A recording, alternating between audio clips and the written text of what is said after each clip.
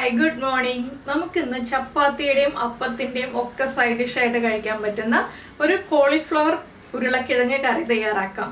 കുറച്ച് സമയമെടുക്കുന്ന ഒരു പ്രോസസ്സാണ്. അതുപോലെ തന്നെ നല്ല ടേസ്റ്റ് ഉണ്ട് ട്ടോ. പിന്നെ ഇതിലേക്ക് കുറച്ച് പഞ്ചസാരയും കൂടി ആഡ് ചെയ്യണം. അപ്പോഴാണ് കൂടുതൽ ടേസ്റ്റ് ഉണ്ടാവുക. ഞാൻ ആ ഒരു കാര്യം വീഡിയോയിൽ പറയാൻ വിട്ടുപോയിട്ടുണ്ട്. അതുകൊണ്ടാണ് ഇപ്പോൾ പറയുന്നത്. ഒരു 1/4 ടീസ്പൂൺ പഞ്ചസാരയും കൂടി ആഡ് ചെയ്താൽ നല്ല ടേസ്റ്റ് ആണ്. അപ്പോൾ എങ്ങനെയാണ് നമുക്ക് നമ്മുടെ കോളിഫ്ലവർ പൊട്ടാറ്റോ കറി തയ്യാറാക്കുന്നതെന്ന് നോക്കാം. നമുക്ക് നമ്മുടെ ഇൻഗ്രീഡിയൻസ് നോക്കാം. ഞാനിപ്പോൾ ഒരു ക്യാപ്സിക്കത്തിന്റെ പകുതി ഒരു മീഡിയം വലിപ്പമുള്ള ക്യൂബ്സ് ആയിട്ട് കട്ട് ചെയ്തെടുത്തിട്ടുണ്ട്. അതേ വലിപ്പത്തിൽ തന്നെ 2 ചെറിയ തക്കാളി ക്യൂബ്സ് ആയിട്ട് കട്ട് ചെയ്തെടുത്തിട്ടുണ്ട്. തക്കാളി വലിയ തക്കാളി ആണെങ്കിൽ ഒരു തക്കാളി എടുത്താൽ മതി. പിന്നെ ഒരു ഉരുളക്കിഴങ്ങ് ചെറിയ ക്യൂബ്സ് ആയിട്ട് കട്ട് ചെയ്തെടുത്തിട്ടുണ്ട്. സവോള തീരെ ചെറിയ ക്യൂബ്സ് ആയിട്ടാണ് കട്ട് ചെയ്തെടുത്തിട്ടുള്ളത്. എന്താണെന്ന് വെച്ചാൽ വേഗം വഴറ്റിയെടുക്കാനായിട്ട്. ഒരു കോളിഫ്ലവറിന്റെ 1/4 ഭാഗം പെറ്റൽസ് ആയിട്ട് അടർത്തിയിട്ട് ഉപ്പുവെള്ളത്തിൽ ഒരു 10 മിനിറ്റ് സോക്ക് ചെയ്ത് വെച്ചിട്ടുണ്ടായിരുന്നു. ചൂടുള്ള ഉപ്പുവെള്ളത്തിൽ സോക്ക് ചെയ്ത് വെച്ചിട്ടുണ്ടായിരുന്നു. പിന്നെ ഒരു 8 കാഷ്യൂനട്ട് എടുത്തിട്ടുണ്ട്.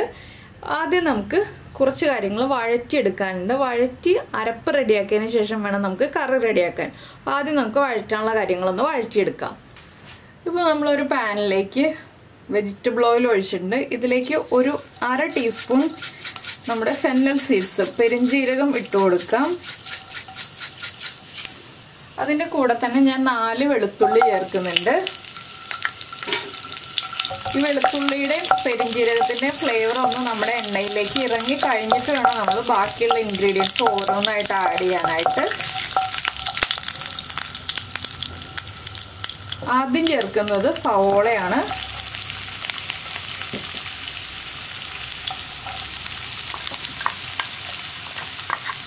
സവോളയൊന്ന് ലൈറ്റായിട്ടൊന്ന് കളർ ചേഞ്ച് ആയി വരണം. ഒരുപാട് അങ്ങോട്ട് വഴറ്റണ്ട. സവോളയിലേക്ക് നമുക്ക് ഉപ്പും കൂടി ചേർത്ത് വഴറ്റിയെടുക്കാം. സവോളയ്ക്കും തക്കാളിക്കും ആവശ്യമായ ഒരു 1/2 ടീസ്പൂൺ ഉപ്പ് ചേർക്കുന്നുണ്ട്. ഇതാദ്യം ഒന്ന് വഴറ്റിയെടുക്കണം. അതിന് ശേഷമാണ് നമ്മൾ ബാക്കിയുള്ള ഇൻഗ്രീഡിയൻസ് ചേർക്കാൻ പോകുന്നത്. അപ്പോൾ സവോള ഒന്ന് കുക്കായി തുടങ്ങുമ്പോൾ നമുക്ക് തക്കാളിയും കൂടി ചേർത്ത് കൊടുക്കാം. തക്കാളി നല്ല പഴുത്ത തക്കാളി എടുക്കണം എന്നില്ല കേട്ടോ. കുറച്ച് പഴുപ്പ് കുറഞ്ഞ തക്കാളി ആയാലും കുഴപ്പമില്ല. എന്താണെന്ന് വെച്ചാൽ നമ്മുടെ കറിക്ക് ചെറിയൊരു പുളിപ്പും അതുപോലെ തന്നെ മധുരവും എല്ലാം ചേർന്ന് മിക്സ് ആയിട്ടുള്ള ഒരു കറിയാണ്. പിന്നെ സവോളയും തക്കാളിയും ഒക്കെ ഒന്ന് കുക്കായി വരട്ടെ. അതുവരെ നമുക്ക് ഇളക്കി കൊടുത്തുകൊണ്ടിരിക്കാം. എപ്പോഴും ഇളക്കി കൊടുക്കണം എന്നില്ല. ഇതൊന്ന് ഒരുവിധം കുക്കായി വരണം. ഒരു 3-4 മിനിറ്റ് ഒന്ന് ഇളക്കി കൊടുക്കുക. അത്രയും സമയം മതി. കണ്ടിന്യൂസ് ആയിട്ട് ഇളക്കേണ്ട. അപ്പോൾ നമ്മുടെ തക്കാളിയിൽ നിന്ന് തൊലി വിട്ട് വരുന്നൊരു പാകത്തിലായിട്ടുണ്ട്. ഈ ഒരു സ്റ്റേജ് ആകുമ്പോൾ നമുക്ക് ഇതിലേക്ക് പൊടികൾ ചേർത്ത് കൊടുക്കാം.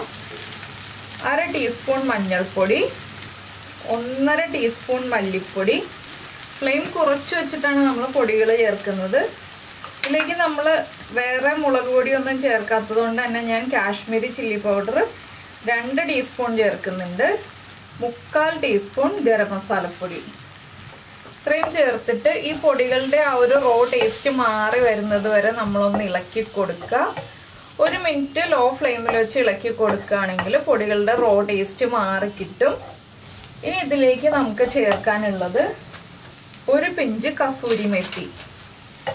കസൂരി മെത്തിയും കൂടി ചേർത്ത് നന്നായിട്ടൊന്ന് വഴറ്റിയെടുക്കുക. ഈ സമയത്താണ് നമ്മൾ കാഷ്യൂനട്ടും കൂടി ചേർക്കുന്നത്. ഇതെല്ലാം നമുക്ക് അരയ്ക്കാനുള്ള കാര്യങ്ങളാണ്. ഇനി പൊടികളൊക്കെ ഒന്ന് കുക്കായി വരട്ടെ. നമുക്ക് ഫ്ലെയിം ഓഫ് ചെയ്യാം. എന്താണെന്ന് വെച്ചാൽ പാനിൻ്റെ ചൂടിലിരുന്നിട്ട് തന്നെ പൊടികളൊക്കെ കുക്കായി വന്നോളും. ഇനി ഇത് നമുക്ക് ഈ മിക്സിൻ്റെ ചൂട് മാറി കഴിയുമ്പോൾ നന്നായിട്ട് വെള്ളം ചേർത്ത് അരച്ചെടുക്കാം. അതിന് ശേഷമാണ് നമ്മൾ ബാക്കി കുക്ക് ചെയ്യുള്ളൂ. അപ്പോൾ ഇത് ഞാൻ അരച്ചെടുത്ത് കഴിഞ്ഞിട്ട് ബാക്കിയുള്ള കാര്യങ്ങൾ പറയാം. ഇപ്പോൾ നമ്മൾ അതേ പാനിൽ തന്നെ കുറച്ച് ഓയിൽ ഒഴിച്ചിട്ടുണ്ട്.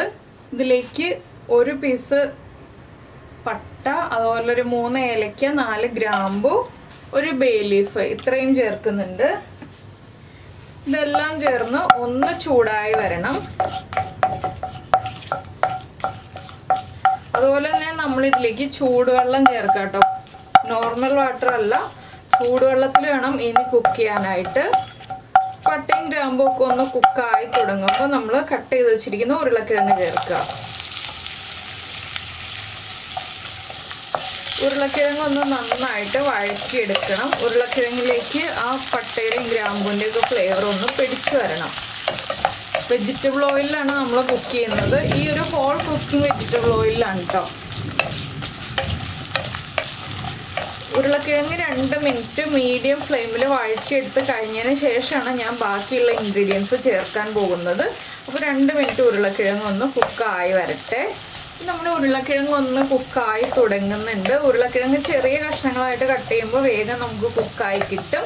ഇതിലേക്ക് നമുക്ക് നമ്മൾ കട്ട് ചെയ്ത് വെച്ചിരിക്കുന്ന കോളിഫ്ലവർ ചേർക്കാം. കോളിഫ്ലവറും കൂടി ചേർത്ത് വീണ്ടും 1 മിനിറ്റ് ഒന്ന് വഴറ്റിയെടുക്കുക.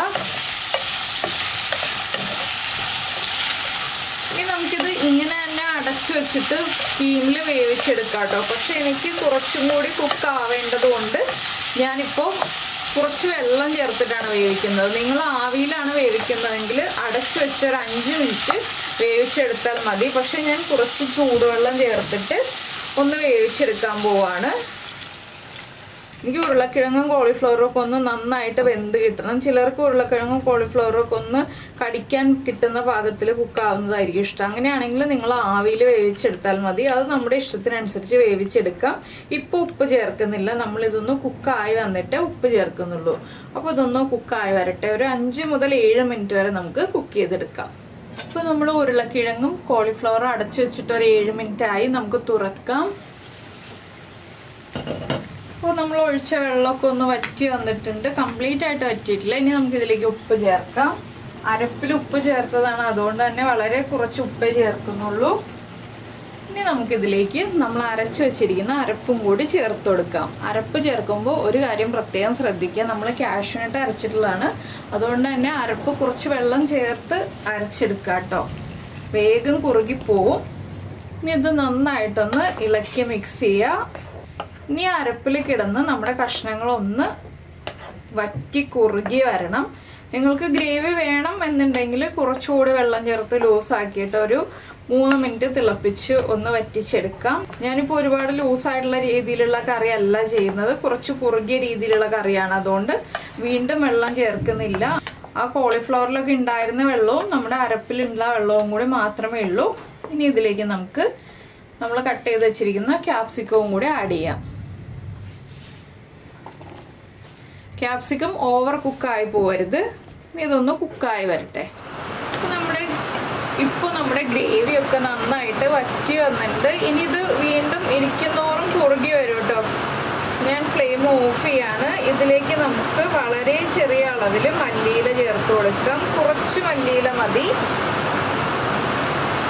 എന്ന് വെച്ചാൽ നമ്മൾ കസൂരി മേത്തിയൊക്കെ ചേർത്തിട്ടുണ്ടല്ലോ, അതുകൊണ്ട് വളരെ കുറച്ച് മല്ലിയില ചേർക്കാം.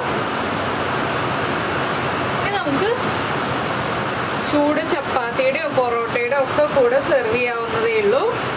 അപ്പോൾ നമ്മുടെ വളരെ ഈസി ആയിട്ടുള്ള പൊട്ടറ്റോ കോളിഫ്ലവർ കറി റെഡി ആയി കഴിഞ്ഞു. നിങ്ങൾ ഇങ്ങനെ പൊട്ടറ്റോയും കോളിഫ്ലവറും ചേർത്ത് കറി ഉണ്ടാക്കി നോക്കിയിട്ടില്ലെങ്കിൽ ഉറപ്പായിട്ടും ട്രൈ ചെയ്യൂ. നല്ല ടേസ്റ്റി ആയിട്ടുള്ള കറിയാണ്. ചപ്പാത്തിക്കും അപ്പത്തിനും പൊറോട്ടയ്ക്കും ഒക്കെ സൈഡ് ഡിഷായിട്ട് കഴിക്കാൻ പറ്റിയ കറിയാണ്. അപ്പോൾ എല്ലാവരും ട്രൈ ചെയ്ത് നോക്കാം കേട്ടോ. അതിനുശേഷം ഫീഡ്ബാക്ക് ഒക്കെ അറിയിക്കുക. അതുപോലെ തന്നെ ഇഷ്ടപ്പെട്ട റെസിപ്പി ആണെങ്കിൽ ഒന്ന് ലൈക്ക് ചെയ്യാനും കൂടെ മറക്കരുത്. പിന്നെ നമ്മുടെ ചാനൽ ആദ്യമായിട്ട് കാണുകയാണെങ്കിൽ നമ്മുടെ വീഡിയോ പ്രസൻറ്റ് ചെയ്യുന്ന രീതിയൊക്കെ ഇഷ്ടമായി എന്നുണ്ടെങ്കിൽ നമ്മുടെ ചാനൽ ഒന്ന് സബ്സ്ക്രൈബ് ചെയ്ത് സപ്പോർട്ട് ചെയ്യണേ. അപ്പോൾ നമുക്ക് നമ്മുടെ അടുത്ത റെസിപ്പിയുമായിട്ട് അടുത്ത ദിവസം